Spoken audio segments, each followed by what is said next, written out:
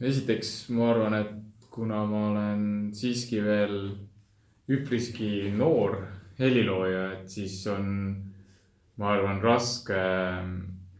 seda praegu taoliselt kokkuvõtvalt öelda, et mis oleks minu loomingu läbiv joon, kuna ma ilmselt olen veel kokkuvõttest sellistes otsingutes. Ja võib-olla kui minu elutee on nii-öelda käidud, siis saab tagantjärgi sellele küsimusele vastata. Aga siiani olen ma kirjutanud päris palju koorimuusikat, kuna ma olen nagu sellest omamoodi läbi imbunud juba lapsepõlvest peale palju koorides laulnud ja et ütleme, tänaseks päevaks olen ma rohkem võib-olla teada kooriheliloojana, aga samas huvitavad ka sellised instrumentaalsed sfäärid aga muidugi, mis on, ütleme, puhtalt helikeeleliselt olnud vähemalt tänaseks päevaks selline läbiv joon on võib-olla teatud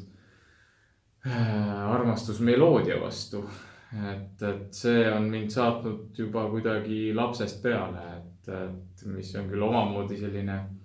problemaatiline tänapäeva muusika üldise esteetika kontekstis, aga ometi ma tunnen, et see on mulle niivõrd hingelähedane, et mulle selline meloodiline eneseväljendus on olnud tõesti selliseks läbivaks jooneks.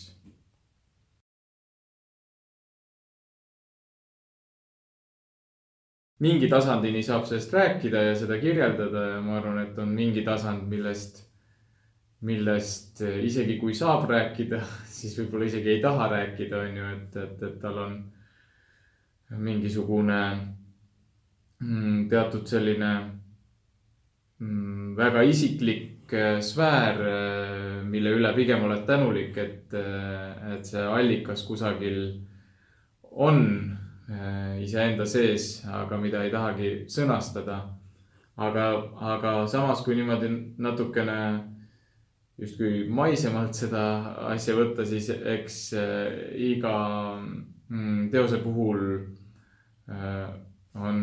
selline etapiline järgnevus ja see on tegelikult vägagi selline konkreetne ja kirjeldatav ala minu meelest, et tavaliselt ütleme, kui on tegu tellimusega, siis alguses esimene etapp on, et kuulad ära, mis tellimus üldsegi on, mis koosseisule sa peaksid kirjutama loo, kui pikk see on, kuni selleni välja, et kus see ette kantakse, mis selle saali akustika on, mis see kontekst on see kellegi juubel või on see vaimulik või ilmalik teos.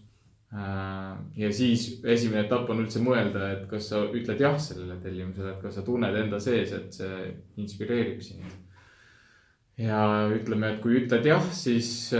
tavaliselt hakkan niimoodi vaikselt kompama seda koosseisu, et üks selline tööprotsessi osa on tihtilugu ka kuulata erinevaid teoseid, mis on taolisele koosseisule varasemalt kirjutatud ja teen seda tavaliselt koos partituuriga, et sellest võib väga palju õppida ja ka sellist inspiratsiooni ammutada. Ja eks siis jah, et reaalsele kirjutamisele tavaliselt eelneb selline teatud mõtete kogumise aeg või selline sisemise häälestuse aeg. Ja siis juba mingi hetk, kui tunned, et sellega on, et oled valmis, et siis algab reaalne kirjutamine ja üha enam, mida enam ma nagu professionaalsemalt seda ala olen hakanud võtma, olen ma üritanud, et see kirjutamise periood oleks võimalikult igapäevane ja järjestikuline nii-öelda, et päevast päeva töö ja kindlatel kellaaegadel.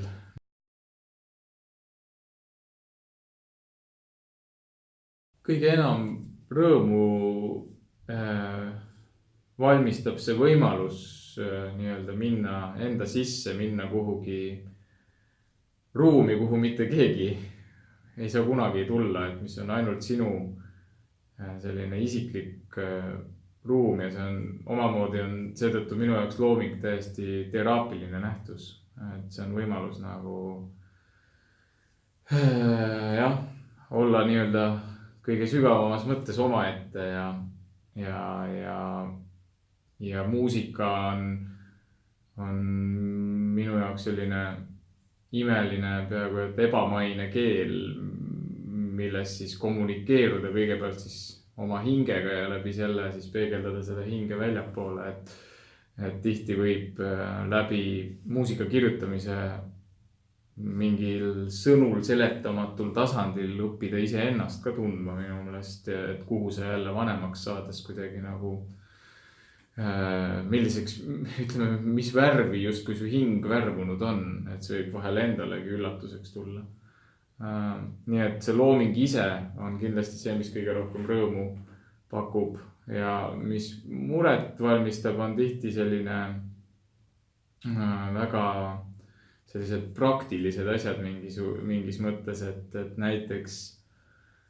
kui kirjutada orkestrile lugu, siis orkestripartiide tegemine küll arvutinotatsiooni programmis, aga see on tihti hästi tülikas ja aeganõudev ja selline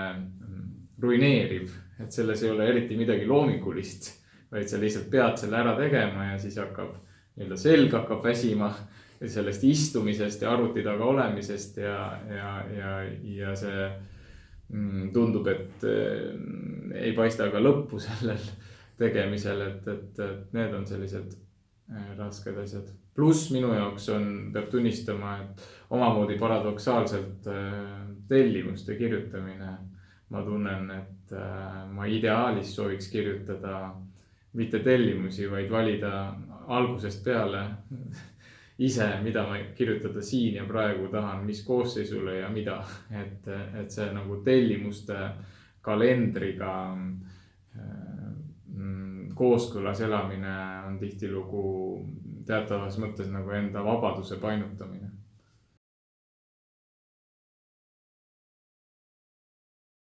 Kui nii-öelda lemmik heliloojatest rääkida justkui, siis neid on väga palju. Et kui siit Eesti muusikast mõelda, siis kahtlemata meie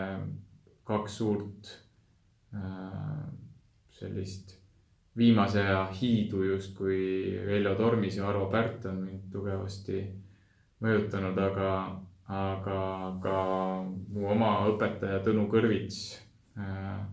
samuti ka varasemast muusika ajaloost, Eesti muusika ajaloost Kirillus Kreek ja Mart Saar. Ja ka näiteks Urmas Sisaski, teatud osa tema kooriloomingust on mind väga inspireerinud. Ja kui niimoodi maailma muusikast vaadata, siis on minule suured eeskujud sellised suured sümfoonikud nagu Jean Sibelius, Pjotor Tšaikovski, Johannes Brahms, kelle sümfooniad on just mulle, ütleme, minu meelest nagu ühed sellised tõelised tippteosed kogu muusika ajaloos, mis üldse loodud on, et ütleme, ja teatavad sellised nagu majakad, mille poole vaadelda, et kas mina oma, ütleme, võimetega kunagi sinna küüniks, et midagi taolist luua, ja siin on juba palju teisi küsimusi, et sarnases esteetikasse enam 21. sajandil, nii et ma ennast nagu väljendada ei saa, see on pikem teema, aga ütleme ligilähedaseltki midagi taolist luua, et väga võimalik, et ei küünigi, aga sinna suunas liikumine juba tundub mulle arendav ja selline huvipakkuv. Ja samas on mulle ka hingelähedane tegelikult selline vana muusika, et kuni Gregoriuse lauluni välja, mis on mulle hingelähedane, või siis ka Johann Sebastian Bachi muusika on väga sügava mõjuga minule.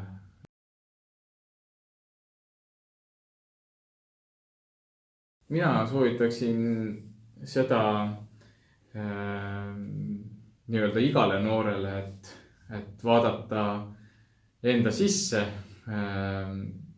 pigem isegi kuulata enda sisse, et mis on see, mis sind kõige enam siin ilmas nii-öelda inspireerib, et ja olla selle suhtes enda suhtes hästi aus, et minul võttis tegelikult päris kaua aega, et jõuda selle valikuni, et kus ma siis tänaseks päevaks olen, et tegelen tõesti üha enam täiesti igapäevaselt on ju muusikaga ja eelkõige heliloominguga, natuke ka dirigeerimisega. Mina soovitaksin eelkõige seda, et kui sa tunned enda sees, et helilooming on sinu jaoks see, mis sind inspireerib,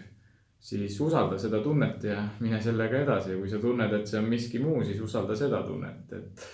hiljuti oli mul selline huvitav koostöö Eesti loodusfilmi Grand Old Maniga, nii-öelda Rein Maraniga ja tema ütles väga sugestiivselt mulle just seda, et see et nii-öelda õnnevalem siin elus peitub selles valikus, mis sa noorena teed. Ehk siis, et julge valida see, kuhu su süda kuulub, siis võid sa olla elu lõpuni õnnelik.